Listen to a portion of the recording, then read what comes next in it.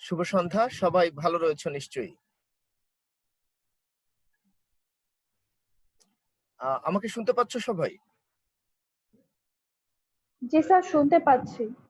ঠিক আছে, আমরা একদম ঠিক সময়ে শুরু করার চেষ্টা করব এখন থেকে।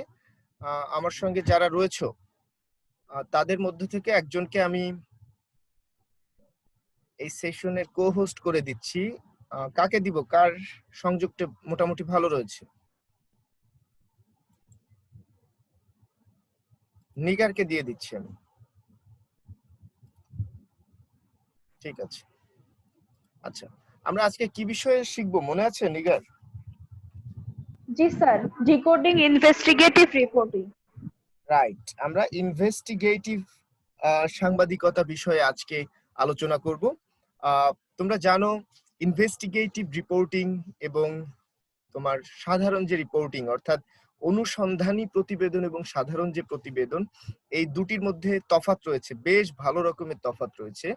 এই ক্লাসটি আমরা দুইটি অংশে 2 দিনে বিভক্ত করব। আজকে আমরা প্রাথমিকভাবে অনুসন্ধানী সাংবাদিকতা কি এটি জানবো, আর এটির সাথে সাধারণ সাংবাদিকতার যে তফাৎ পার্থক্য এটি জানার চেষ্টা করব।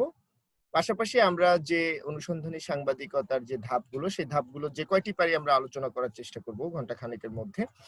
আর যে ক্লাসটি পরবর্তীতে থাকবে সেখানে আমরা অনুসন্ধানী সাংবাদিক হতে গেলে তোমাদের কি কি কৌশল অবলম্বন করতে হতে পারে সেই কৌশলগুলো আমরা আলোচনা করব। একই সঙ্গে আমরা তোমার একজন ভালো অনুসন্ধানী সাংবাদিক হতে গেলে কি কি করণীয় আর কি কি বর্জনীয় সেই বিষয়গুলিও জানবো।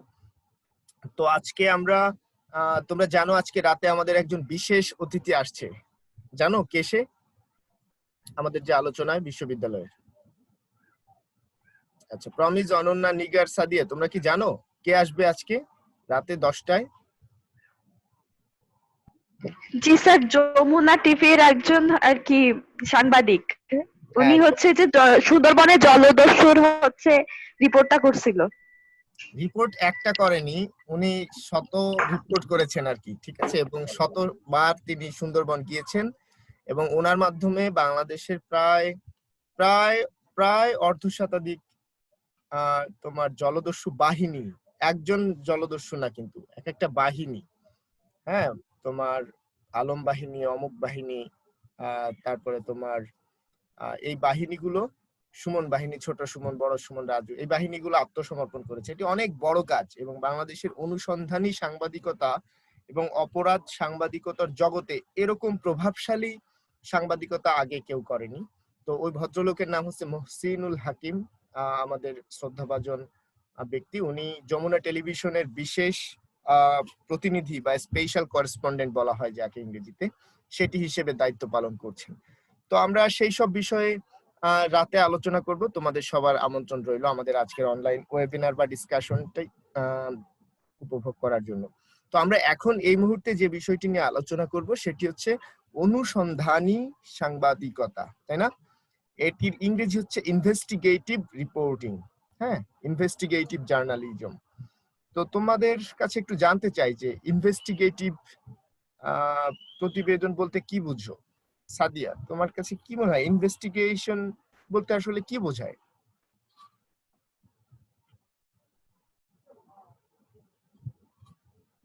আচ্ছা, ও মনে হয় শুনছে না। নিগার, তুমি কি মনে করো ইনভেস্টিগেটিভ জার্নালিজমটা কি? স্যার, ইনভেস্টিগেটিভ অর্থ হচ্ছে অনুসন্ধান করা। অর্থাৎ ইনভেস্টিগেটিভ জার্নালিজম হচ্ছে যে মানে যে সাংবাদিক, কোন একজন সাংবাদিক একটা সংবাদকে মানে অনুসন্ধান উন্মোচন করবে, মানে তার পেছনের ঘটনা বের করবে। একটা ঘটনা ঘটছে, তার পেছনে কে বা কার হাত ছিল, কেন ঘটলো, এগুলো সে পুরোটা উন্মোচন করে জনগণের সামনে তুলে ধরবে। এটাই হচ্ছে অনুসন্ধানী সাংবাদিকতা। মানে এটা দীর্ঘমেয়াদী একটা সাংবাদিকতা। খুব ভালো একটা পয়েন্ট আমরা পেয়েছি নিগারের কথা থেকে, যে এটি এটি একদিনের ব্যাপার না, এটি দীর্ঘদিনের ব্যাপার এই সাংবাদিকতাটা। আচ্ছা, প্রমিস, বলো তুমি কি বুঝো অনুসন্ধানী সাংবাদিকতা বা ইনভেস্টিগেটিভ জার্নালিজম বলতে? স্যার, যে কোনো একটা সাধারণ সংবাদ থেকে সেই সংবাদটার আরো গভীরে যাচাই বাছাই এবং আরো গভীরে অনুসন্ধান করে সেই সত্যটা তুলে আনা বা এক্সাক্ট যে ঘটনাটা ঘটেছে সেই ঘটনাটা সামনে নিয়ে আসা, এবং নিগার সুলতানা বৃষ্টি যেটা বললো যে দীর্ঘ সময় ধরে এই প্রক্রিয়া চলতে থাকে। তো এই যে দীর্ঘ সময় ধরে অনুসন্ধান করে যে সত্যটা খুঁজে আনা হয় এবং সবাইকে সেই অনুসন্ধানের পরে যে রেজাল্টটা সবাইকে জানানো হয়, এইটাই মূলত ইনভেস্টিগেটিভ জার্নালিজম। আচ্ছা, মাফরুহার কি মনে হয় ইনভেস্টিগেটিভ জার্নালিজম বা ইনভেস্টিগেটিভ রিপোর্টিংটা কি?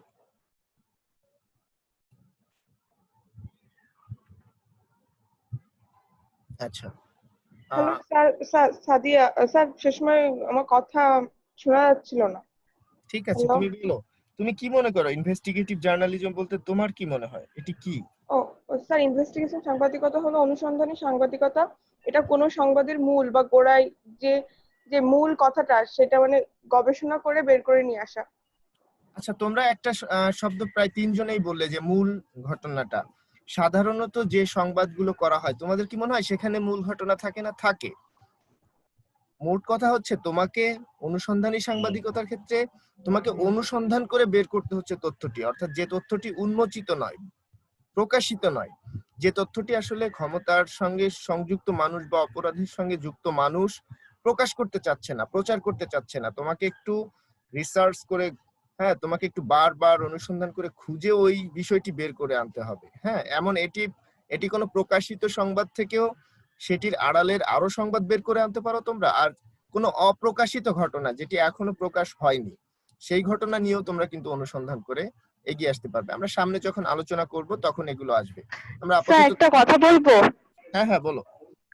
স্যার ওই যে বলিউডে যে সুশান্ত সিং রাজপুত যে মারা গেল, ওর যে এখন যে ইনভেস্টিগেশন চলছে, পুলিশ করতেছে, আর হচ্ছে সাংবাদিকরা তো মানে বিভিন্ন তথ্য সংগ্রহ করার চেষ্টা করছে, এটাও কি অনুসন্ধানী সাংবাদিকতা না? 100 বার অনুসন্ধানী সাংবাদিকতা। প্রথমে আমরা জানলাম কি যে আত্মহত্যা করছে সুশান্ত সিং, তাই না? পুরো ফেসবুক জুড়ে ভাইরাল হয়ে গেল ঘটনাটি। জি স্যার। হ্যাঁ, তো তারপরে কিন্তু প্রথমে মিডিয়া অর্থাৎ সাংবাদিকতা অর্থাৎ অনুসন্ধানী সাংবাদিক এরাই কিন্তু প্রথমে প্রশ্ন তুললো যে সুশান্তর মৃত্যুটা কি স্বাভাবিক ছিল কিনা। হ্যাঁ, দেখো ইনভেস্টিগেটিভ জার্নালিজম এভাবেই প্রভাব ফেলে। আমরা উদাহরণে আসবো যে দেখো বাংলাদেশের প্রেক্ষাপটে তোমার এই যে জেকেজির যে সাবরিনা, হ্যাঁ, তারপরে তোমার আরো আরো শাহেদ সহ যারা বড় বড় দুর্নীতিবাজ, এদের উন্মোচনের ক্ষেত্রে একটা বড় ভূমিকা পালন করে আমাদের দেশের সাংবাদিকরা। কারণ আমাদের করাপ্ট টোটাল আসলে আমাদের সোসাইটি, স্টেট অনেকটা করাপ্ট, হ্যাঁ, দুর্নীতিগ্রস্ত। এর মধ্যে দিয়ে সাংবাদিকরাও অবশ্যই দুর্নীতিগ্রস্ত, কিন্তু যতটুকু দুর্নীতির খবর, বড় ধরনের অপরাধের চিত্র আমরা পাই, এটি আসলে সাংবাদিকদের মাধ্যমেই পাই। আর বেশিরভাগ পাই এই অনুসন্ধানী সাংবাদিকতার মাধ্যমে। আচ্ছা, মাফরুহা তুমি শুনতে পাচ্ছ? মাফরুহা, জি মাফরুহা স্যার, সম্ভব। শুনতে পাচ্ছি। স্যার আচ্ছা, শুনতে পাচ্ছি। তুমি বলো অনুসন্ধানী প্রতিবেদন বা অনুসন্ধানী সাংবাদিকতা আসলে তোমার কাছে কি? স্যার কোনো তথ্যকে সঠিকভাবে খুঁজে বের করে সেটা মানুষের কাছে দেওয়া বা সঠিক তথ্যটা উপস্থাপন করাকেই স্যার ঠিক আছে, ইনভেস্টিগেশন। হ্যাঁ ঠিক আছে, তোমার প্রচেষ্টাকে আমি সাধুবাদ জানাই। অনেক ভালো করে বলেছো যে যে কোনো কিছু সঠিক। হ্যাঁ, এই পয়েন্টটাও আসবে যে সাধারণ প্রতিবেদন তুমি সারফেস লেভেলের একটা উপর দিয়ে ভাষা ভাষা একটি তথ্য পেয়ে সেটি নিয়ে সংবাদ করে দিতে পারো, সাধারণ প্রতিবেদন বা তোমার যে কনভেনশনাল জার্নালিজম, কনভেনশনাল রিপোর্টিং এ। কিন্তু তুমি যখন ইনভেস্টিগেটিভ জার্নালিজম যাবে তখন আসলে সঠিক সংবাদের তথ্যটি যাচাই বাছাই না করে এটি সম্ভব না প্রকাশ করা। তাহলে তুমি যদি প্রকাশ করো তুমি আদর্শ অনুসন্ধানী সাংবাদিকতা করনি। অনুসন্ধানী সাংবাদিকতা মানেই তোমাকে শতভাগ নিশ্চয়তার সাথে দীর্ঘদিন সময় নিয়ে এই কাজটি করতে হবে। আচ্ছা, তারপরে এখানে আমাদের তামান্না রয়েছে। তামান্না শুনতে পাচ্ছ?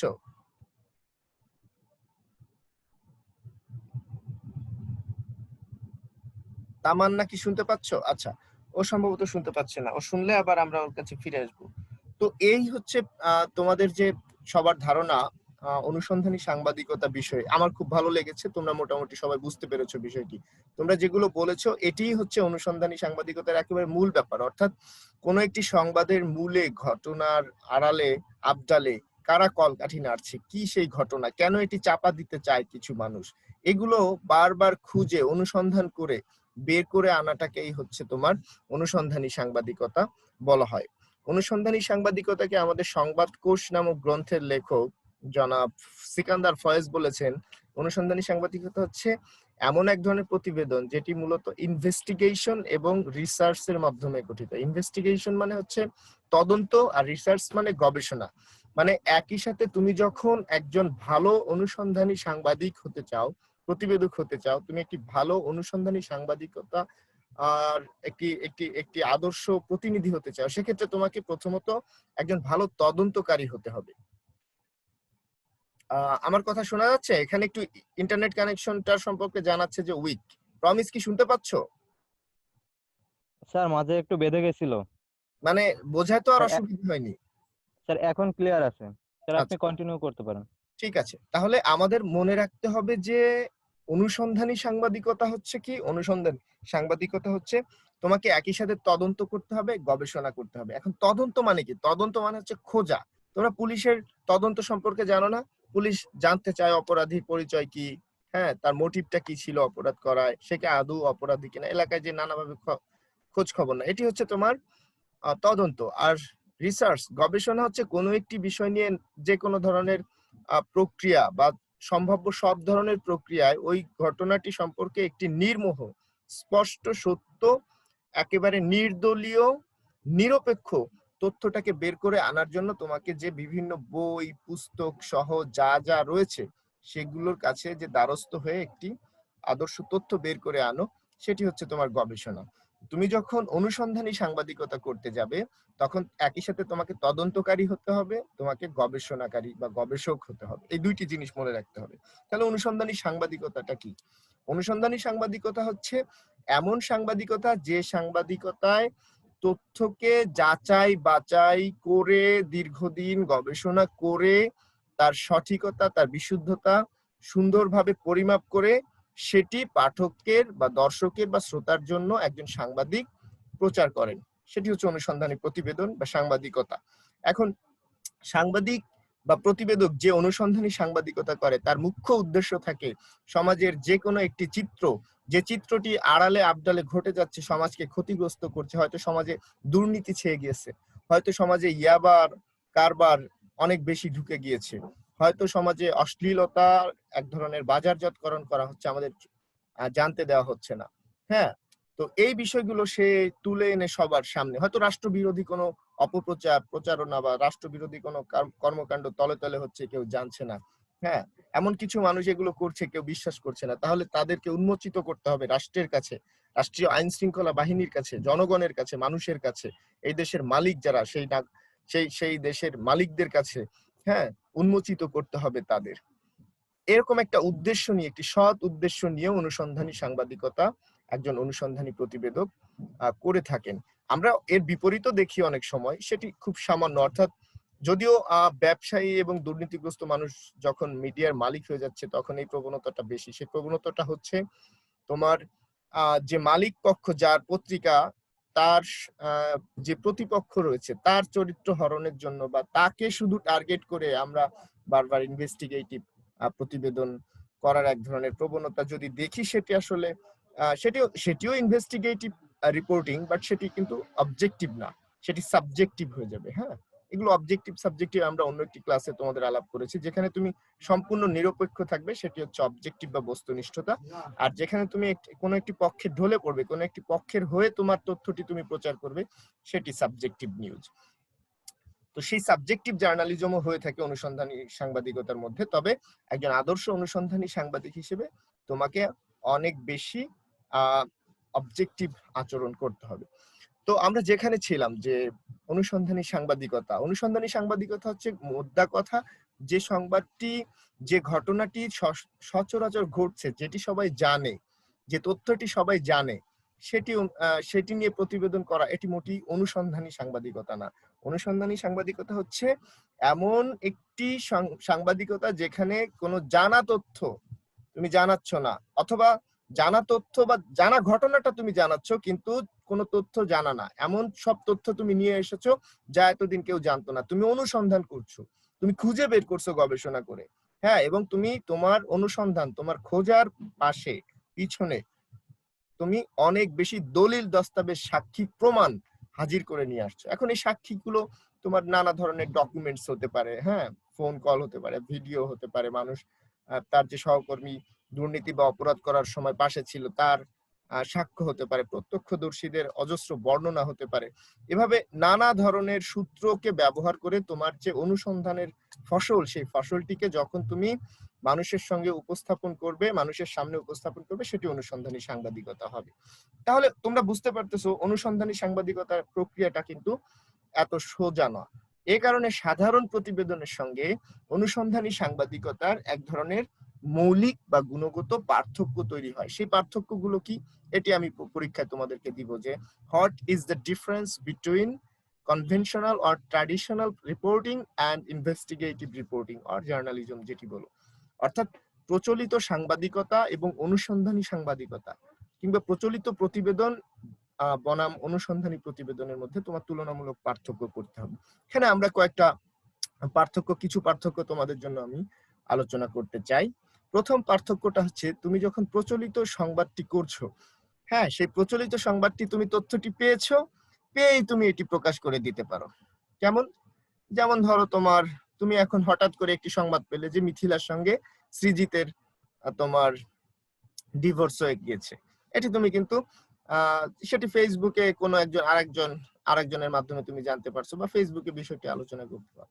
তুমি চাইলেই এটি নিয়ে একটি সংবাদ করতে পারো যে সোশ্যাল মিডিয়ায় মিথিলা এবং সৃজিতের ডিভোর্সের গুঞ্জন, এটি নিয়ে তুমি সংবাদ করে ফেলতে পারো। এটি সংবাদও হবে, সাধারণ সংবাদ হবে। কিন্তু অনুসন্ধানী সাংবাদিকতা, তুমি এরকম কোন একটি ঘটনা ঘটেছে আর সেটি তাৎক্ষণিকভাবে তুমি প্রকাশ করে দিলে, এটি কিছুতেই হবে না। অনুসন্ধানী সাংবাদিকতা হচ্ছে সৃজিত এবং মিথিলার সঙ্গে যে ডিভোর্সের গুঞ্জনটা হয়েছে, কে এই গুঞ্জনটি ছড়িয়েছে, বা ডিভোর্স যদি আদৌ হয় সেক্ষেত্রে কি এই যে আন্তঃধর্মীয় বিয়ে এটি কারণ কিনা, অর্থাৎ তাদের ধর্মীয় রীতিনীতি, কোরবানির সময় এখন মিথিলা তার পরিবারের সঙ্গে এসে গরু জবাই দিবে, এরকম কোনো কাহিনী কীর্তি কি আছে কিনা, এই বিষয়গুলো যদি তোমাদের চলে আসে। এটি কিন্তু একটি কাল্পনিক ঘটনা, আসলে মিথিলা এবং সৃজিত তারা সুখে জীবনযাপন করছে। আমি জাস্ট তোমরা যেহেতু এই যুগের সবাই এই নামগুলো সম্পর্কে পরিচিত, এজন্য বললাম।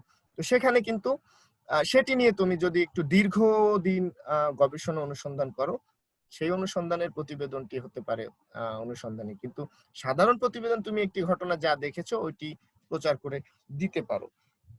তারপরে আরেকটি গুরুত্বপূর্ণ ব্যাপার, 2 নম্বর যে পার্থক্যটি, সেটি তোমাদেরকে আমি বলবো। এটি হচ্ছে, তুমি যখন কোনো তথ্য পাবে সাধারণ প্রতিবেদনের ক্ষেত্রে, ওই তথ্যটি একবার যাচাই করবে। অর্থাৎ ধরো তুমি সংবাদ পেলে যে তোমার রাজশাহীতে তোমাদের যে, বা খুলনা, তোমাদের বাড়ি তো সবার বাড়ি খুলনা বিভাগে, তোমরা একটা খবর পেলে যে যশোরে তোমার পৃথিবীর যে ভয়াবহতম সাপ, এই সাপগুলোর মধ্যে একটি সাপ হচ্ছে রাসেল ভাইপার, যেটি বাংলায় বলা হয় তোমার চন্দ্র বোরা। এই চন্দ্রবোরা সাপ যশোরে তুমি দেখতে পেয়েছো, কিংবা খুলনায় কেউ একজন তোমাকে বললো যে খুলনার শিববাড়ি মোড়ে এরকম 2টি রাসেল ভাইপার সাপ দেখা গিয়েছে। এটা তুমি শুনেছো। এখন তুমি শুনেই একবার যাচাই করে ওখানে তোমার যে একজন পরিচিত কেউ আছে তাকে ফোন দিলা, এই ওইখানে খুলনার শিববাড়ি মোড়ে বা যশোরে নাকি রাসেল ভাইপার সাপ দেখা গিয়েছে। সে বললো হ্যাঁ আমি শুনেছি। তুমি যাচাই করলা, ঠিক আছে এটি দেখা গেছে, তুমি এটি নিয়ে কিন্তু একটা সংবাদ ধরো করে দিল। এটি হয় সাধারণ সাংবাদিক। কিন্তু অনুসন্ধানী সাংবাদিকতায় তুমি কোনো তথ্য একবার যাচাই করে কখনোই প্রকাশ করতে পারবে না, তোমাকে বারবার যাচাই করতে হবে। রাসেল ভাইপার খুলনার শিববাড়ি মোড়ে কিংবা যশোরে পাওয়া গিয়েছে, এটি তোমার পরিচিত 5-6 জন বলছে আর তুমি প্রকাশ করে দিলে, এমন হবে না।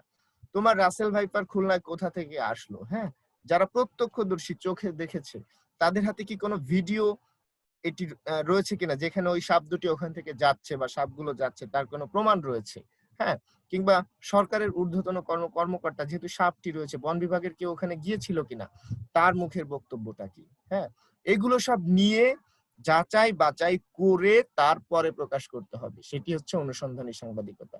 আর সাধারণ সাংবাদিকতা কি, তুমি তথ্য দেখলেই প্রকাশ করে দিলে। বোঝা গেছে? আচ্ছা, এটি একটি পার্থক্য। আরেকটি পার্থক্য হচ্ছে তথ্য বের করার জন্য কৌশল নেওয়া, কৌশল অবলম্বন করা। সাধারণ প্রতিবেদনের ক্ষেত্রে সচরাচর তোমার কৌশল অবলম্বন করার কোনো প্রয়োজন হয় না। কারণ ধরো তুমি হচ্ছে তোমার এমন একটি নিউজ করবে, যেমন তোমার আগামী 6 আগস্ট সাধারণ ছুটি শেষ হচ্ছে শিক্ষার্থীদের জন্য, যে যারা বাড়িতে থাকবে, লকডাউনটা। তো এটি শিক্ষা প্রতিষ্ঠানের এটি 6 আগস্টের পর থেকে শিক্ষা মন্ত্রণালয় এটি উঠিয়ে দিচ্ছে। তো এই সংবাদটি পাওয়ার জন্য তোমার কিন্তু আসলে কোনো কৌশলের দরকার নেই। হ্যাঁ, যে তুমি গোপনে গিয়ে সংবাদটি জানার জন্য একজন সাধারণ মানুষ সেজে পিয়নের সঙ্গে গিয়ে কথা বলবে, এরকম কোনো প্রয়োজন নেই ছদ্মবেশ ধারণ করা। তুমি সরাসরি শিক্ষামন্ত্রী দীপু মনিকে ফোন দিয়ে নিশ্চিত হতে পারো, তার যদি কোনো তোমার ব্যক্তিগত সহকারী থাকে তাকে ফোন দিতে পারো, শিক্ষা মন্ত্রণালয়ের যিনি দায়িত্বে রয়েছেন মুহিবুল্লাহ প্রতিমন্ত্রী তাকে ফোন দিতে পারো। হ্যাঁ, তারপরে তোমার অন্য অন্য যে কাউকে তোমরা ফোন দিতে পারো যারা এই সিদ্ধান্তটি সম্পর্কে তোমাদের তথ্য দিতে পারবে এবং সেটি নিয়ে তুমি কিন্তু সংবাদ করে দিতে পারবে। কিন্তু যদি অনুসন্ধানী সাংবাদিকতা তুমি করতে যাও সেক্ষেত্রে তোমার অনেক সময় তথ্য উদ্ঘাটনের জন্য কৌশল গ্রহণ করতে হতে পারে। অর্থাৎ তুমি যে সাংবাদিক, তুমি যে প্রতিবেদক, তুমি যে একটি সংবাদ মাধ্যমের সঙ্গে গণমাধ্যমের সঙ্গে যুক্ত, এটি যদি তুমি জানা, অনেক সময় তোমার তথ্য কিন্তু তোমার প্রত্যক্ষদর্শীও দিবে না, ঘটনার সাথে সংশ্লিষ্ট যারা রয়েছে তারাও দিবে না, ঘটনার সম্পর্কে মোটামুটি যারা জানে তারাও কিছু বলবে না, এমন পরিস্থিতি আসতে পারে। অর্থাৎ সবাই জানে কিন্তু তোমাকে কেউ কিচ্ছু বলছে না, এমন ঘটনা কিন্তু ঘটতে পারে, এমন ঘটনা কিন্তু অজস্রবার ঘটে। সেক্ষেত্রে তোমাকে কি করতে হবে? সেক্ষেত্রে তুমি বিভিন্ন ছদ্মবেশ ধারণ করবে। অর্থাৎ তুমি একজন সাধারণ মানুষ, হ্যাঁ, কিংবা তুমি চাইলে তুমি তালাশে অনেক সময় আন্ডার কভার অনেক ছেলেদের ব্যবহার করে যারা তোমার প্রতিবেদনের অংশ হিসেবে কাজ করবে। অর্থাৎ সে যাবে একজন প্রতারক, যেমন ধরো একটা বিশ্ববিদ্যালয়, সে তারা ভুয়া সার্টিফিকেট বিক্রি করে, তো তুমি সেখানে সাংবাদিক পরিচয় গেলে তারা তথ্য দিবে না, তখন তুমি একজন একজন তোমার পরিচিতকে, তাকে তুমি হয়তো ছদ্মবেশ ধারণ করে তুমি অডিও ক্যামেরা এগুলো সব কিছু দিয়ে তাকে পাঠালে কি একজন ছাত্র হিসেবে ভর্তি হয়ে সে ডিল করবে যে দেখেন আমি তো এরকম পড়াশোনায় অনেক গ্যাপ দিয়েছি, এখন আমার সার্টিফিকেট দরকার, কয় টাকা দিলে সার্টিফিকেট দিতে পারবেন বলেন, এগুলো সব রেকর্ড হতে থাকবে। তোমার এটি একটি ছদ্মবেশ। তারপরে ধরো মাঝখানে তোমরা দেখতে পেয়েছিলে যে শিক্ষা মন্ত্রণালয় থেকে অনেক সময় শিক্ষা বোর্ড থেকে কোনো একটি প্রতিষ্ঠানের সঙ্গে যুক্ত হয়ে রেজাল্ট আপ ডাউন করার একটি সংবাদ, একটি অনুসন্ধানী সংবাদ প্রচারিত হয়েছিল কোন একটি বেসরকারি টেলিভিশনে। সেখানেও কিন্তু এরকম শিক্ষার্থী সেজে গিয়ে তথ্যটি বের করে আনা হয়েছে। তো অনুসন্ধানী সাংবাদিকতার ক্ষেত্রে তালাশ বা তোমার ক্রাইমস বা 21-এর চোখ যেগুলো করে, সেখানে দেখবা যে তোমরা প্রচুর পরিমাণে তোমার এই ছদ্মবেশ ধারণ করে তারা তথ্যটি বের করতে চায়। তো এই বিষয়টি একটি কিন্তু পার্থক্য, অর্থাৎ সাধারণ তথ্যের জন্য তোমার সাধারণ প্রতিবেদনের তথ্যের জন্য তোমার কোনো ছদ্মবেশ ধারণ করা যাচ্ছে না, বরং তুমি অনেক সময় সাংবাদিক এই পরিচয়টা দিলে অনেক তথ্য অনেকে সহজে দিয়ে দেয়, যে এই সাংবাদিকের কাছে তথ্যটা দিলে দিতে সমস্যা কি, আমাকে আমার নামটা চ্যানেলে আসবে, আমার নামটা পত্রিকায় আসবে, অনলাইন টেলিভিশনে আসবে, আমার ছবিটা আসবে, কোনো কিছু না। কিন্তু অনুসন্ধানী সাংবাদিকতা যেহেতু দুর্নীতি, অপরাধ, হ্যাঁ, খুন, রাহাজানি, বড় ধরনের তোমার রাষ্ট্রবিরোধী কার্যকলাপ, সমাজ বিরোধী কার্যকলাপ, বড় বড় বিষয় নিয়ে কাজ করে, ফলে এই অপরাধী চক্র সহজে তথ্য দিতে চায় না। সে কারণে অনুসন্ধান যিনি করেন তাকে বিভিন্ন ছদ্মবেশ ধারণ করতে হতে পারে, কৌশল অবলম্বন করতে হতে পারে। আচ্ছা, আরেকটি উদাহরণ হচ্ছে যখন সাধারণ প্রতিবেদন তোমরা করবে তখন তোমাদেরকে যে তথ্যটি প্রদান করে, এই তথ্যটি তোমার যদি পরিচিত কেউ হয় তুমি এটি কিন্তু বিশ্বাস করো। অর্থাৎ ধরলাম আমাদের নিগার সুলতানা ইন্ডিপেন্ডেন্ট টেলিভিশনের একজন প্রতিবেদক, হ্যাঁ, স্পেশাল করেসপন্ডেন্ট, সে একটা তথ্য সে একটি তথ্য পেল, তথ্যটি তোমার ঢাকার কোনো একটি বেসরকারি বা কোনো একটি সরকারি প্রতিষ্ঠানের কোনো একজন ঊর্ধ্বতন কর্মকর্তা বড় ধরনের দুর্নীতির সঙ্গে যুক্ত এবং সাধারণ মানুষ তার বিরুদ্ধে কিছু কিছু মানুষ যারা ভুক্তভোগী তারা অভিযোগ দিচ্ছে। তো এই অভিযোগটা নিয়ে যখন উঠলো অভিযোগটা, তখন নিগার সুলতানা একজন সাংবাদিক, তার বান্ধবী অনন্যা সাইমা ওই প্রতিষ্ঠানের আশেপাশে থাকে, তাকে ফোন দিল, এই অমুক প্রতিষ্ঠানের অমুকের বিরুদ্ধে তো এই দুর্নীতির কথা উঠছে, তো তুই কি জানিস, একটু বলতো দোস্ত, আমি একটু নিউজটা করতে চাই। হ্যাঁ, তো সে অনন্যা সাইমা বলতো হ্যাঁ হ্যাঁ ও তো আসলে এরকম অপরাধী, আমরাও জানতাম। বা ধরো প্রমিসকে বললো, ও ফোন দিয়ে প্রমিস বললো না না না সে অপরাধী না, সে ভালো মানুষ। এখন সাধারণ প্রতিবেদনে তোমার এই যে কাছের মানুষ, যে তোমার একটা বিশ্বাস যে অনন্যা আমাকে মিথ্যা কথা বলবে না, প্রমিস একটা মিথ্যা কথা বলবে না, আমার যে কাছের মানুষ আমাকে তথ্য দিচ্ছে, কিংবা দীর্ঘদিনের পরিচিত কোনো সূত্র সে যে তথ্যটি দিচ্ছে, এই তথ্যটিকে গুরুত্বপূর্ণ ধরে সাধারণ প্রতিবেদনে নিউজ করে দেওয়া হয়। অর্থাৎ অনেক সময় তোমরা দেখবা যে আওয়ামী লীগের বা বিএনপির কোনো একজন নেতার কোনো একটি বরাত কেউ যদি পেয়ে যায়, ওই বরাত দিয়ে নিউজটি করে দিয়ে দেয়, কারণ তার বিশ্বাস রয়েছে যে সে মিথ্যা তথ্য দিবে না, হ্যাঁ, এই কর্মসূচিটি সে করবে। তো এটি সাধারণ প্রতিবেদন। কিন্তু মনে রাখবে, অনুসন্ধানী প্রতিবেদনের ক্ষেত্রে তুমি চাইলেই তোমার সবচেয়ে কাছের মানুষ, তোমার মা, তোমার বাবা, তোমার স্ত্রী, তোমার স্বামী, তোমার বন্ধু বান্ধবী, হ্যাঁ, তোমার সবচেয়ে ক্লোজেস্ট পার্সনও যদি তোমাকে কোনো তথ্য দেয়, তুমি ওই তথ্যকে কি করবে না, কিছুতেই বিশ্বাস করা যাবে না। তোমার ওই তথ্যটাকেও যাচাই বাছাই করতে হবে। তুমি যখন অনুসন্ধানী সাংবাদিকতা করবে, তখন কোনো তথ্যকে তোমার কি করা যাবে না, কোনো তথ্যকে বিশ্বাস করা যাবে না। যে তথ্যটা দেয় ওই তথ্যটাকে প্রশ্ন করতে হবে যে নিগার আমাকে এই তথ্যটি দিচ্ছে, তো কেন দিচ্ছে, হ্যাঁ, আমি একটু অনুসন্ধান করে দেখি, কিংবা নিগার এই তথ্যটি দিচ্ছে এটি সত্য কিনা, আমি মাফরুহার কাছে যাই, মাফরুহা এই তথ্যটি বিপরীত দিয়েছে, তাইলে আমি এই দুইজনের দুই রকমের তথ্য দিল কেন, আমি আর এক জায়গায় যাই, কিংবা দুইজনে একই তথ্য কেন আমাকে দিল, দুইজনের সাথে যোগসূত্র কি, তাহলে আমি আরো মানুষের কাছে যাই, আরো মানুষ কি বলে, কিংবা এইটি আমার কাছে এই কথা বলতেছে এই ব্যক্তিটি, তার মানে আমার আরো কোনো ব্যক্তির কাছ থেকে এই কথাটির সত্যতা আমার যাচাই করতে সামনে যেতে হবে। এ কারণে মোট কথা যে যখন তুমি অনুসন্ধানী সাংবাদিকতাটি করতেছো, তখন তোমাকে যে তথ্যটি তোমার সবচেয়ে পরিচিত জন দিবে, সেই তথ্যটিকেও একবারে বিশ্বাস করা যাবে না। ওই তথ্যটিকে, তবে তুমি ওই তথ্যটিকে, যেহেতু তোমার পরিচিত জন তোমাকে মিথ্যা বলবে না, তথ্যটি দিবে, ফলে ওই তথ্যটিকে ভিত্তি করে তুমি একটু অনুসন্ধান চালাতে পারো। একেবারে বিশ্বাস সে দিছে বলে এটা সত্য হবে এটা ধরে না, সে দিছে, এখানে সত্য হতে পারে নাও হতে পারে, তো অন্য একজনের দিলে কম গুরুত্ব দিতে, এটা একটু বেশি গুরুত্ব দিয়ে অনুসন্ধান করতে হবে, অনুসন্ধানের বাইরে হবে না। কেন হবে না তোমাকে একটু বলি। মোনাজাত উদ্দিন নামক একজন সাংবাদিক, উনার একটা প্রতিবেদন নিয়ে উনি একটি বই লিখেছিলেন, পথ থেকে পথে, ওনার একটি বই, খুবই বিখ্যাত বই। বাংলাদেশে যারা একদম তৃণমূল সাংবাদিকতা করে, এই তৃণমূল সাংবাদিকদের প্রধান ব্যক্তি বা এক ধরনের জনক বলা চলে ওনাকে, ওনার নাম মোনাজাত উদ্দিন, ওনাকে চারণ সাংবাদিক বলা হয়। এই মোনাজাত উদ্দিন ওনার একটি বইয়ে লিখেছেন যে উনি একবার এরকম একবার যাচাই করে একটি তথ্য দিয়েছিলেন, তখন উনি দৈনিক সংবাদ কিংবা দৈনিক ইত্তেফাক যে কোনো একটি পত্রিকায় উনি কাজ করেন। তো উনি, এবং তখন সংবাদ এবং ইত্তেফাকের মধ্যে এক ধরনের প্রতিযোগিতা চলতো, কে বেশি ভালো সাংবাদিকতা করছে সেটি নিয়ে, এবং কার সার্কুলেশন বাড়বে, পাঠক বাড়বে।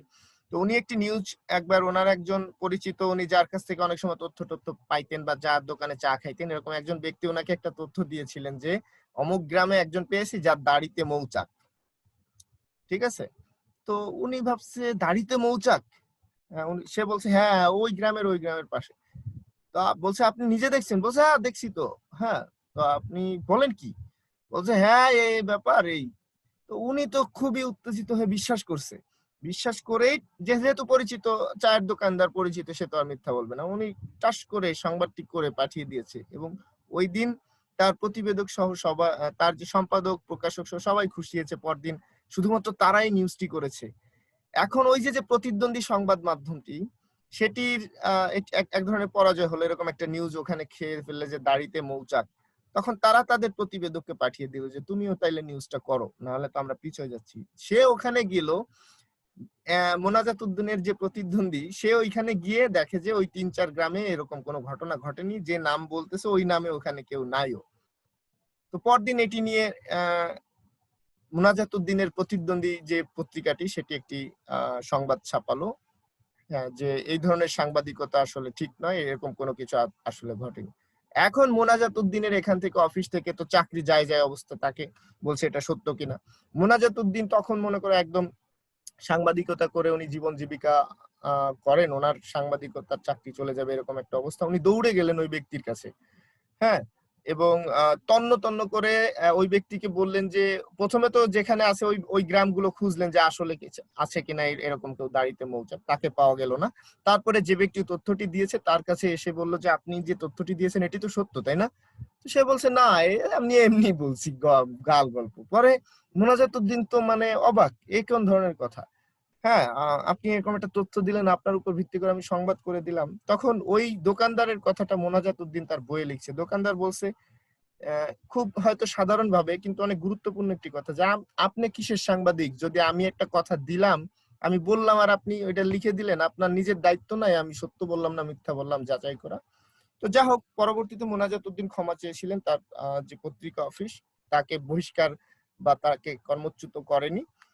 কিন্তু এই ঘটনা থেকে আমাদের একটি শিক্ষা হচ্ছে, সবচেয়ে তোমার কাছের জন্য যদি তোমাকে কোনো তথ্য দেয়, সেই তথ্যটি আসলে তুমি যাচাই বাছাই ছাড়া পত্রিকার জন্য বা টেলিভিশনের জন্য বা অনলাইন নিউজ মাধ্যমের জন্য কিংবা তোমার নিজের ফেসবুক টাইম লাইনেও আসলে প্রকাশ করবে না, এটা তোমাকে প্রচার করতে হবে।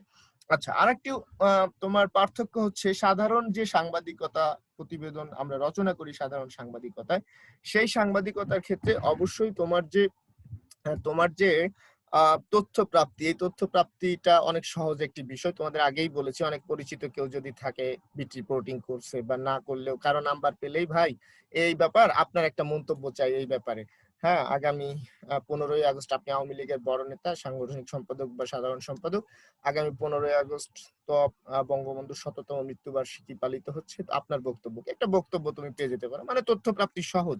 কিন্তু এমন যদি হয় সংবাদটি যে তোমরা যে জেকেজি, সাবরিনা এবং শাহেদ আলমের সঙ্গে কোনো প্রভাবশালী আসলে কোনো নেতার সংশ্লিষ্টতা তোমরা পেলে, তাহলে কিন্তু সেই তথ্যটি তুমি ফোন দিলে ওই নেতা তোমার ফোন ধরছে না, ফোন ধরবে না, সে কিছুতেই ফোন ধরবে না। যেমন তোমার শাহজাহান খান, সাবেক নৌ পরিবহন মন্ত্রী, ওনার মেয়ে কিন্তু একটি তোমার কি বলে ভুয়া করোনার যে একটি সার্টিফিকেট, সেটি নিয়ে দেশ ছাড়ছিলেন বলে একটি সংবাদ প্রচারিত হয়েছিল, এবং সেটির জন্য কিন্তু শাহজাহান খান বলেছেন যে এটি আমাদের কিন্তু এটি আমরা জানি না, এরকম বিষয়টি কারা এটি করেছে আমরা জানি না।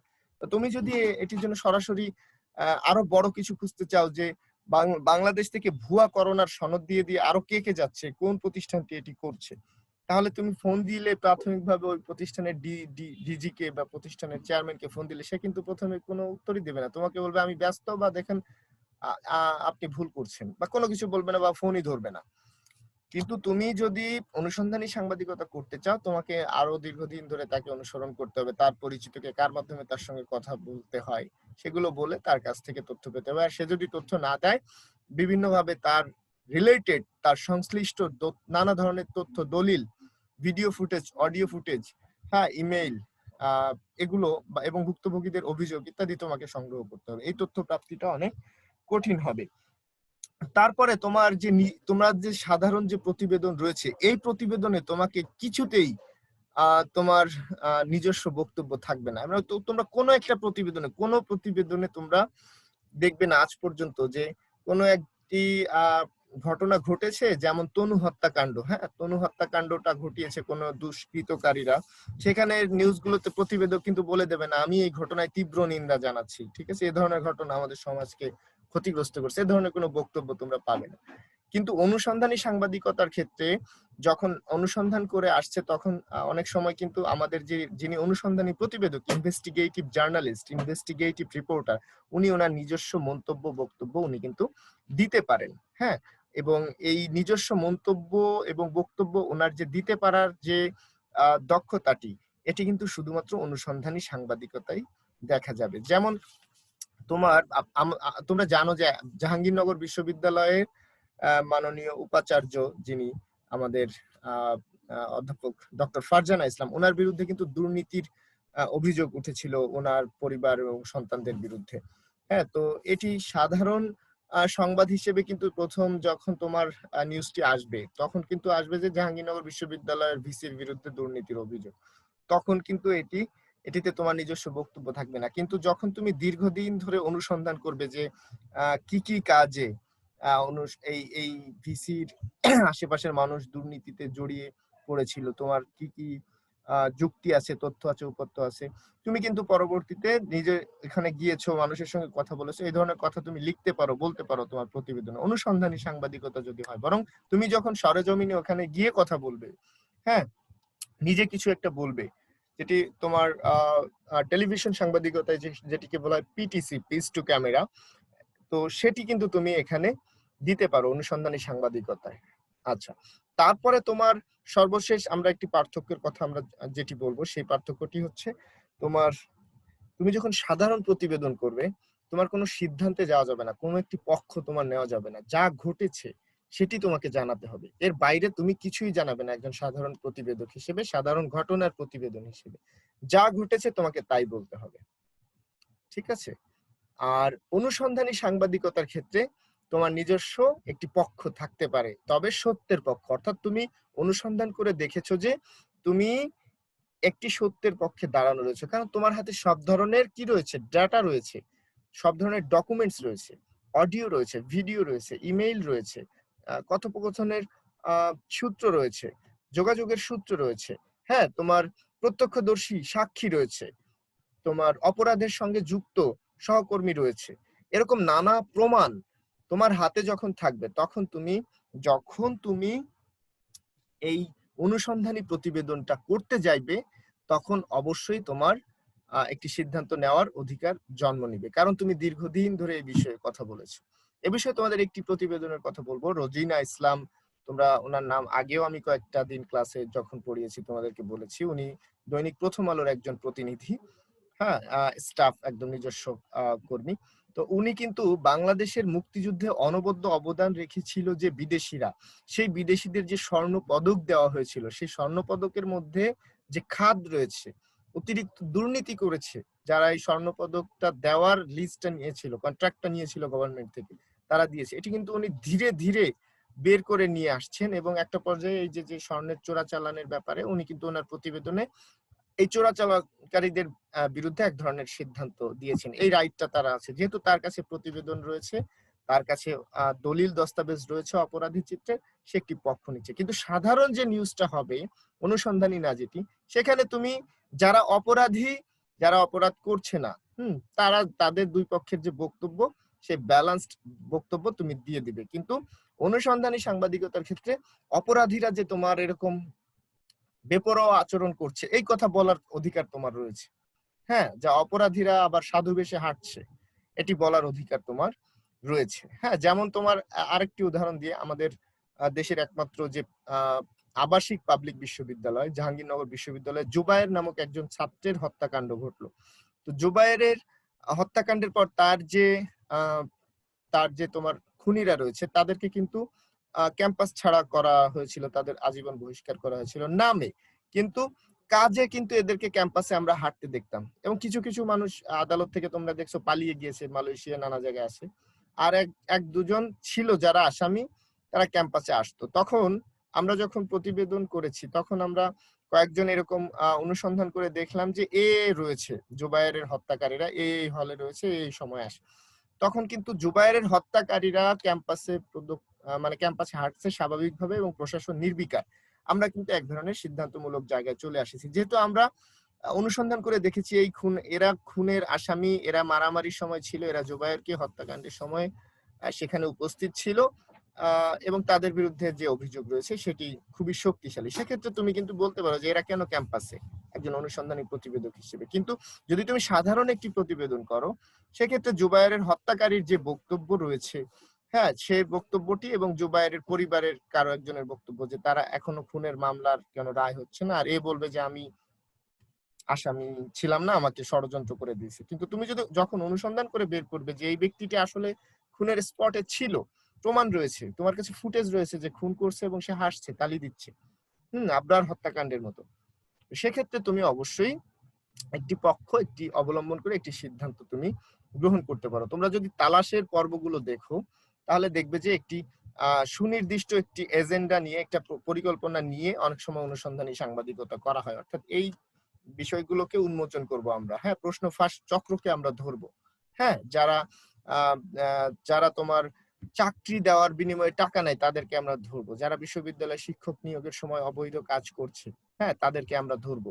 এরকম উদ্দেশ্য নিয়ে যখন অনুসন্ধানী প্রতিবেদন কিন্তু আমরা অনেক বেশি করতে থাকি, এবং একটা সময় প্রতিবেদকদের একটা পক্ষে নিয়ে কাজ করতে দেখি। কিন্তু কখনো কখনো অনুসন্ধানী প্রতিবেদন কিন্তু, আমি বলেছি তোমাদের, সেটি বায়াসনেস হয়ে যেতে পারে পক্ষ অবলম্বন করলে। হ্যাঁ, যখন তোমরা দেখেছো ইন্ডিপেন্ডেন্ট টেলিভিশনের মালিক সালমান এফ রহমান এবং গোলাম মাওলা রনি, এই দুইজন ব্যক্তির মধ্যে একটা সময় কিন্তু একটু রাজনৈতিক দ্বন্দ্ব ছিল। তখন ইন্ডিপেন্ডেন্ট টেলিভিশনের যে অনুসন্ধানী টিম, সেই টিমটি কিন্তু তার যে মালিক পক্ষ, হ্যাঁ, সালমান এফ রহমান, তাকে সুরক্ষায় কিন্তু এগিয়ে গিয়ে অনুসন্ধানী প্রতিবেদনের চেষ্টা করে, যেটি আসলে চোখে পড়ার মতো।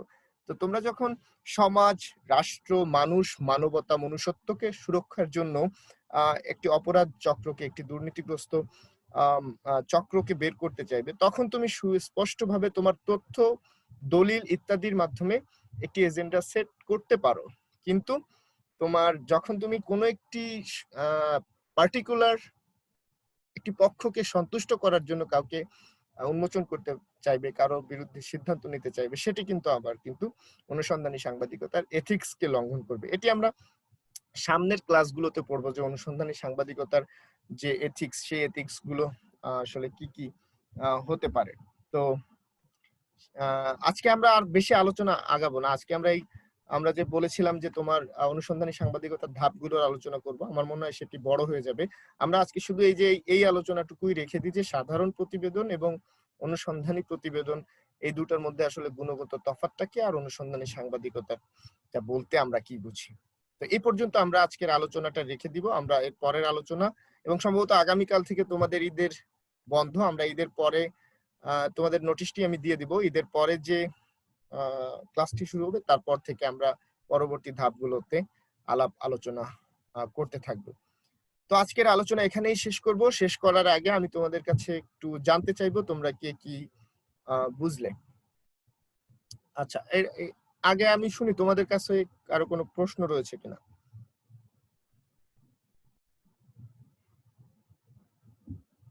স্যার, হ্যাঁ বলো সাদিয়া। স্যার, যারা ইনভেস্টিগেশনে যে রিপোর্টটা দেয়, এদের মানে জীবনের রিস্ক থাকে, তাই না?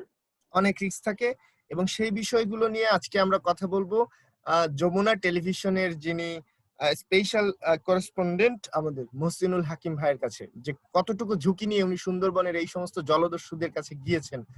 তাকে কিন্তু জিম্মি করেও তার পরিবারের কাছে তারা টাকা চাইতে পারতো, তাই না?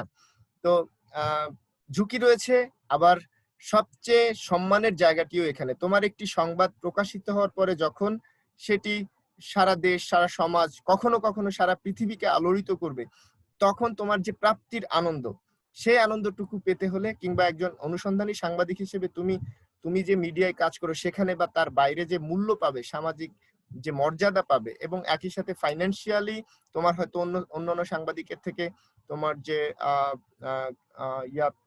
হাউস থেকে যে স্যালারি, হ্যাঁ, রেমুনারেশন, সেটিও অন্যদের থেকে বেশি হওয়ার সম্ভাবনাই বেশি। ফলে তোমার অপরচুনিটি কস্ট রয়েছে। আর তুমি যখন অনুসন্ধানী একটি সাংবাদিকতা করবে, অনুসন্ধানী একটি প্রতিবেদন তৈরি করবে, তোমার সামনে কিছু প্রতিবন্ধকতা আসবে। তবে তুমি যদি তোমার হাউস মনে করে যে এই প্রতিবেদনটি আমি প্রতিবেদকের নাম প্রচার করব না, আমার হাউস থেকে করা হয়েছে, কে করছে জানি না, তাহলে এটাও সম্ভব। তোমাকে যদি তোমার জীবনে রিস্ক থাকে, সেক্ষেত্রে তোমার হাউস, তোমার মিডিয়া পলিসি, তার মিডিয়া পলিসি অনুযায়ী তোমার প্রতিবেদকের নাম ছাড়াই প্রতিবেদনটি অন্যভাবে প্রচার করতে পারে। ফলে এটি নিয়ে ভয় পাওয়ার, আতঙ্কগ্রস্ত হওয়ার কিছু নেই। যেমন তোমরা পানামা পেপারস এর নাম শুনেছো। জন ডোই নামক একজন ছদ্মবেশ ধারণকারী একজন ব্যক্তি, তিনি তোমার জার্মান যে পত্রিকা সুডয়েসে জেইতাং, এই পত্রিকার দুজন প্রতিনিধির কাছে তোমার এই তথ্য দিয়েছিলেন, হ্যাঁ, যে আমার কাছে 11.5 মিলিয়ন, 1 মিলিয়নে 10 লাখ, ঠিক আছে, 11.5 মানে 11.5 মিলিয়ন ডাটা রয়েছে পানামা পেপারস কেলেঙ্কারিতে, যেখানে মোসাক ফনসেকা নামক একটি কোম্পানি, যেটি লিগ্যাল বিষয়, আইনগত বিষয়গুলো নিয়ে কাজ করে, সেখানে এত ডাটা রয়েছে, ওই ডাটাগুলো ভরা পৃথিবীর ধনী মানুষ, যারা লোভী, সর্বগ্রাসী মানুষ, আমাদের সম্পদ লুটে পুটে খাচ্ছে, তাদের অনেক দুর্নীতির চিত্র ছিল। এই তথ্যটি কিন্তু যখন তাদের হাতে আসলো, সুদর্শে জেইটাং জার্মান পত্রিকার সাংবাদিকদের, তারা কিন্তু নিজেরা কিন্তু এটি ভেরিফাই করা শুরু করলো না, কারণ এটি অনেক ধরনের চাপের ব্যাপার। তারা আইসিআই, যে international consortium of investigative journalist, এই সংগঠনের প্রায় তোমার 280 জন সাংবাদিক সারা পৃথিবীতে রয়েছে। তাদের এই সংগঠনের খুব প্রভাবশালী সাংবাদিক 80টি দেশের মতো রয়েছে। তাদের কাছে এই ডাটাগুলো কিন্তু বলছে তারা আরো বেশি তদন্ত করলো, তারা আর কি নিজেদের মধ্যে চাপটা না রেখে এটি ছড়িয়ে দিল, এবং তারা পরবর্তীতে প্যারাডাইস পেপারসেও একই কাজ করেছে। ফলে তুমি যখন অনেক প্রভাবশালীদের বিরুদ্ধে তুমি যখন তাদের যে অপরাধ চিত্রটাকে ফুটিয়ে তোলার জন্য লাগবে, তখন নিশ্চয়ই তোমার কোনো গেম প্ল্যান থাকবে। আমরা সেটি এর পরবর্তী যে ক্লাসটি নিব ইনভেস্টিগেটিভ জার্নালিজমের ব্যাপারে, সেখানে এই বিষয়গুলো আলোচনা করব যে কিভাবে তুমি আগাবে। ফলে তোমাদের কোনো চিন্তার কোনো কারণ নেই। আচ্ছা, আর কারো কোনো প্রশ্ন? স্যার প্রমিজ নাগ। হ্যাঁ নাগ, বলো। জি স্যার। স্যার আমি যদি কোনো ইনভেস্টিগেশন জার্নালিজমের ক্ষেত্রে আমি যদি কোনো তথ্য উদ্ঘাটন করতে গিয়ে আমি কোনো বিপদের সম্মুখীন হই, সেক্ষেত্রে স্যার আমার মিডিয়া হাউস আমাকে কোনোভাবে হেল্প ব্যাকআপ বা কোনোভাবে হেল্প করবে, বা আমার আহ, জীবনের নিরাপত্তা বা আমার আমার প্রতি কোনো সহানুভূতি দেখাবে কিনা, মানে 100 আমি বার, সেখান 100 থেকে বার, আমাকে 100 বার, সাপোর্ট দেবে কিনা? 100 বার দিবে, 100 বার দিবে। এবং এটি হচ্ছে দেওয়ার নিয়ম।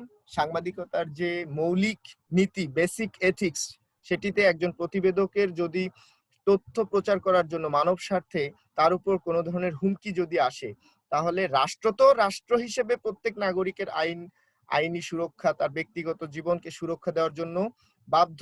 হ্যাঁ, সোশ্যাল কন্ট্রাক্ট অনুযায়ী রাষ্ট্র আমাকে আমার নিরাপত্তার দিবে বলেই আমি তার প্রতি আনুগত্য প্রদর্শন করেছি। এছাড়া ইন্ডিভিজুয়ালি তুমি যে পত্রিকায়, তুমি যে নিউজ মিডিয়ায়, তুমি যে টেলিভিশনে, তুমি যে নিউজ পোর্টালে কাজ করবে, তারা অবশ্যই তোমার যে কাজ, সেই কাজ যদি ইতিবাচক হয় তাহলে তোমার দায় অবশ্যই নিবে, অবশ্যই নিবে। এবং স্যার। সব বড় কথা, তুমি যখন অনুসন্ধানে যাবে, আমি জি একটু স্যার। চেষ্টা করি, হ্যাঁ স্যার। তুমি যখন অনুসন্ধানে যাবে, যদি সেনসিটিভ কেস হয়, যেটি অর্থাৎ তোমার হাউসের ভিতর থেকে ফাঁস হয়ে গেলেও তোমার যে তথ্য প্রাপ্তি, সেই প্রাপ্তিটা বাধাগ্রস্ত হতে পারে, সেক্ষেত্রে তুমি শুধু সম্পাদক এবং প্রকাশককে জানিয়ে যেতে পারো, বা সম্পাদককে, স্যার আমি এরকম একটি এই এই মন্ত্রী বা এই এমপির এলাকায় ব্যাপক দুর্নীতি রয়েছে, এটি নিয়ে আমি অনুসন্ধানে যাচ্ছি, তো আপনি দোয়া করবেন। হ্যাঁ, এটি একটি ব্যাপার। এবং স্থানীয় যে আইন শৃঙ্খলা রক্ষাকারী বাহিনী, তার মধ্যে তুমি কোনো না কোনো ভাবে নিজের পক্ষের সৎ মানুষ তুমি পেয়ে যাবে। পৃথিবীর প্রত্যেকটি জায়গায় ভালো এবং মন্দ রয়েছে, সৎ অসৎ রয়েছে।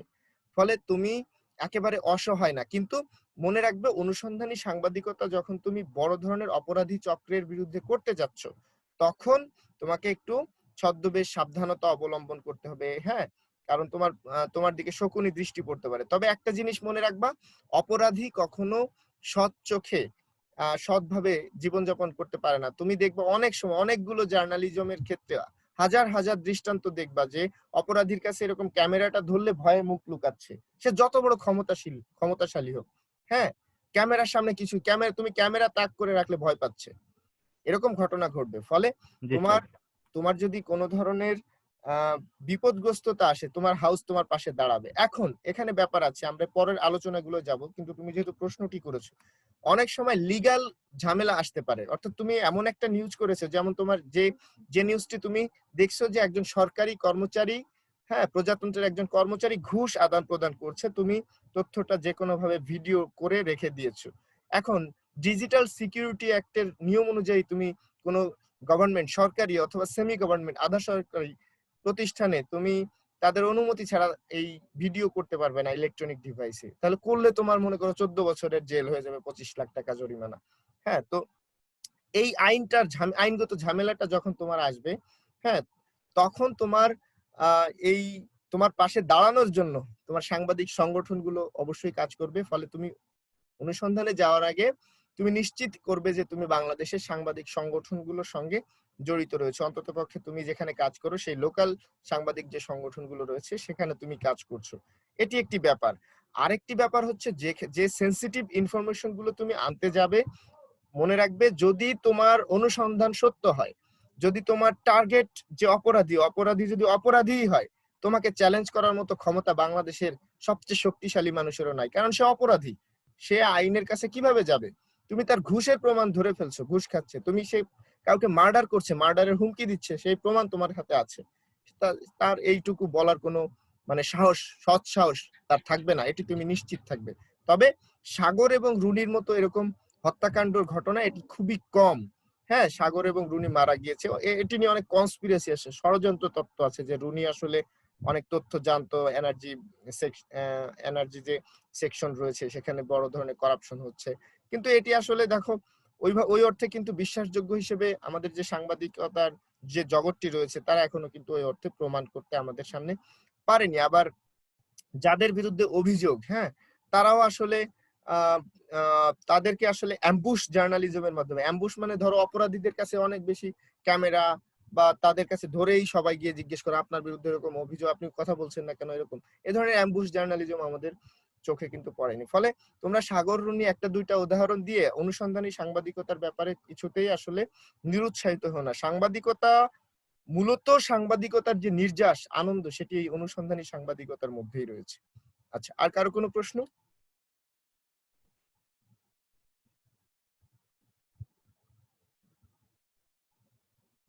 আর কারো প্রশ্ন রয়েছে?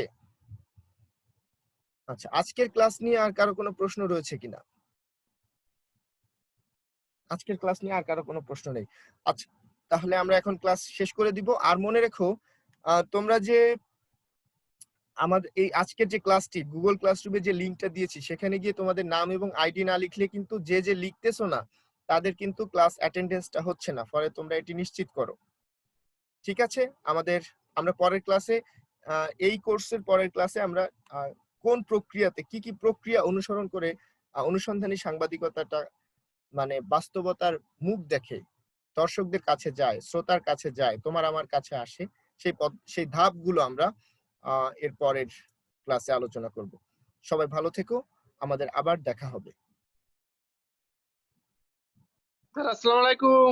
ওয়ালাইকুম আসসালাম অলিদ, ভালো থেকো। স্যার ওই ওয়ান নেটের লাইন ছিল না স্যার, একটু আগে আসলে করছি। ক্লাসটি আমি রেকর্ড করেছি, আশা করা যাচ্ছে যদি আমার এখানে ইন্টারনেট সংযোগটি এরকম নিরবচ্ছিন্ন থাকে আমি রাতে আপলোড করে দিব। হ্যাঁ, তোমার চিন্তা করো না। কিন্তু যারা ক্লাসগুলো আসলে করছে না তারা কিন্তু ভুল করছে। এখন কিন্তু গভর্নমেন্ট কিন্তু দীপুমণি বলেছেন এই যে সেদিন শিক্ষামন্ত্রী যে গভর্নমেন্ট প্ল্যান করছে যে যারা ইন্টারনেট প্রোভাইডার তাদের সঙ্গে কথা বলছে স্টুডেন্টদের জন্য যাতে সাশ্রয়ী মূল্যে আসলে ইন্টারনেটের ব্যবস্থা করা যায়। হ্যাঁ, আর অলরেডি আমাদের university northern university of business and technology কিন্তু তোমাদের 5GB অলরেডি দিয়েছে। তো আরো দেওয়ার প্ল্যান আছে, পরিকল্পনা আছে, এবং সরকারেরও আসলে এই ডিস্টেন্স লার্নিং এর ব্যাপারে দীর্ঘমেয়াদী পরিকল্পনা রয়েছে। ফলে তোমরা কেউ ক্লাসগুলো মিস দিও না। মানে করোনা আমাদের পৃথিবীতে এসে এমন এক ধরনের বাস্তবতা দেখিয়েছে যে এমন অনেক কিছু আমরা অফলাইনে করি, বাস্তবে করি, যেগুলো আসলে দূর থেকে করা সম্ভব বেশ ভালোভাবে। আমি যখন তোমাদের বোঝাই ক্লাসের বোঝানো আর এখানে অনলাইনে বোঝানোর মধ্যে কি কোনো তফাৎ খুঁজে পাও কেউ? অলিদ? জি পাচ্ছি স্যার, পাচ্ছি, অবশ্যই পাচ্ছি। আচ্ছা, একটু তফাৎ রয়েছে নাকি? জি স্যার। স্যার আমরা ক্যাম্পাস লাইফ মিস করতেছি। আচ্ছা, না না না না না, এখানে আমার বার্তাটা যাতে ভুল না বুঝো। আমি বলছি না যে প্রত্যেকটা বিষয় অনলাইনে নিয়ে আসা সম্ভব, ডিস্টেন্স লার্নিং এ নিয়ে আসা সম্ভব, কিন্তু এমন অনেক কোর্স রয়েছে, এমন অনেক বিষয় রয়েছে যেটি এই ভার্চুয়ালি বোঝানো সম্ভব এবং ভার্চুয়ালি তোমরা বুঝতেও মানে সক্ষম। স্যার এটা ঠিক, এটা ঠিক। এমন অনেক বিষয় রয়েছে। ফলে এই যে বাস্তবতাটা এটা কিন্তু করোনা আমাদেরকে দেখিয়ে দিয়েছে। যেমন ধরো যখন তোমাদের আমি বোর্ডে পড়াই, তাই না, তখন কিন্তু এই যে লাস্ট ক্লাসে তোমরা যদি দেখে থাকো তোমাদের সিনিয়রদের আমি যে বুক রিভিউ পড়িয়েছি সেখানে আমি যেরকম স্লাইড এনে বিভিন্ন ডাটা এনে, কিংবা তোমাদেরকে আমি লাস্ট ক্লাসে যেভাবে শ্যানন এবং ওয়েভারের মডেলটি আমি স্লাইডের মাধ্যমে একদম হাতে কলমে অনেক গুছিয়ে দিতে পারছি, অনেক সময় বোর্ডে গিয়ে কিন্তু নানা কারণে এটা সম্ভব নাও হতে পারে। হ্যাঁ, আবার এখানে আমি রেকর্ড করে ক্লাসটি রেখে দিতে পারছি, পরবর্তীতে তোমাদের ইন্টারনেট সংযোগ ভালো হলে তুমি দেখে নিতে পারছো। এরকম কিছু পসিবিলিটি, সম্ভাবনা এখানে জেগেছে যেটি করোনার এই সময়টাতে আমাদের অনুধাবন হয়েছে। এমনিতে বাস্তবতার বাইরে আসলে তো সত্য নেই। তুমি আমি এক জায়গায় গিয়ে কথা বলছি, হ্যাঁ, এক জায়গায় যে পড়াশোনা করছি, খাতায় লিখছি, বোর্ডে লিখছি, তোমার আমার সঙ্গে সরাসরি ইন্টারাকশন হচ্ছে, তোমার বলার ভঙ্গিটা আমি দেখতে পাচ্ছি, হ্যাঁ, যে তুমি আসলে বুঝে বলছো কিনা না বুঝে বলছো কিনা, তোমার চোখ ঘোচানো কপাল ঘোচানো দেখে আমি বুঝতে পারছি তোমাকে আরো ক্লিয়ারলি আমার একটু বোঝানো দরকার। হ্যাঁ, এটি তো বাস্তবতা ছাড়া আসলে সম্ভব না। কিন্তু আমরা যেহেতু একটা বৈশ্বিক একটি সংকটে পড়েছি, সেই সংকটের মধ্যে করোনা আমাদের এইটুকু সুযোগ দিয়েছে যে যে জিনিসটা আসলে বাস্তবে বুঝতাম সেই জিনিসটা দূর থেকে আমাদের বোঝার একটু সুযোগ, সময় এবং সম্ভাবনা আমাদের এই ডিস্টেন্স লার্নিং প্রসেসটা আমাদের দিয়েছে, তাই না? ফলে এই সুযোগটি তোমরা হাতছাড়া করো না। ঠিক আছে, সবাই তাহলে ভালো থেকো। অলিদ, প্রমিস, সাদিয়া, অনন্যা, নিগার, মাফরুহা এবং আরো যারা রয়েছে, আমাদের দেখা হবে। সবাইকে ঈদের শুভেচ্ছা। আর আমি আশা করব সবাই আজকে তোমার অনুষ্ঠানটি উপভোগ করবে। যমুনা টেলিভিশনের মহসিনুল হাকিম উনি আসবেন। উনি আমাদের অনুসন্ধানী সাংবাদিকতা, অপরাধ সাংবাদিকতা এবং সুন্দরবনের জলদস্যুদের সঙ্গে ওনার যে লোমহর্ষক যে অভিজ্ঞতা, সেই অভিজ্ঞতাগুলো আমরা তার কাছ থেকে শুনবো। তোমাদের যদি কারো কোনো প্রশ্ন থাকে তোমরা অবশ্যই এসে প্রশ্ন করবে। স্যার, হ্যাঁ স্যার ঈদের দাওয়াত রইলো, আসবেন, চেষ্টা করবেন। আর ক্যাম্পাসে কালকে গেছিলাম স্যার। ঠিক আছে, ক্যাম্পাসে গিয়েছিলে, ক্যাম্পাস ভালো রয়েছে? জি স্যার, পরিষ্কার পরিচ্ছন্ন করতেছি রেগুলার, গেছিলাম একটু কাজে। ঠিক আছে, তাহলে ক্যাম্পাসে গিয়েছো এবং সবাই ঘরে থেকো, ঘরের বাইরে যেও না, সেফ থাকো, প্রোটেক্টেড থাকো।